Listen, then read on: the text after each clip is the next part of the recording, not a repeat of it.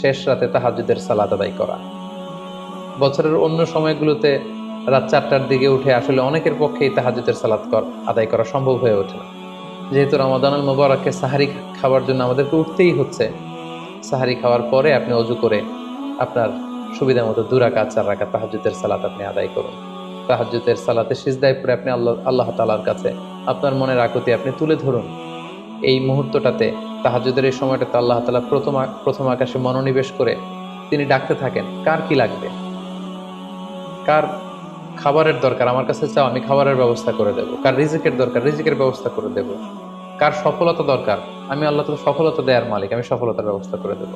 যে মুহূর্তটুকুতে বা যে সময়ে আল্লাহ তাআলা আমাদেরকে দেওয়ার জন্য তিনি আমাদেরকে ডাকছেন, আমাদেরকে দেওয়ার জন্য তিনি বসে আছেন, প্রস্তুত, আহ্বান করছেন, কিন্তু আমরা সেই আহ্বানে সাড়া দিচ্ছি না। তাই রমাদানুল মুবারকে তাহাজ্জুদের সালাতের অভ্যাস করার একটা সুবর্ণ সুযোগ কিন্তু আমাদের আসছে। যেহেতু সাহারি খেতে আমরা উঠবই, উঠে আমরা তাহাজ্জুদের সালাত আদায় করে নিব।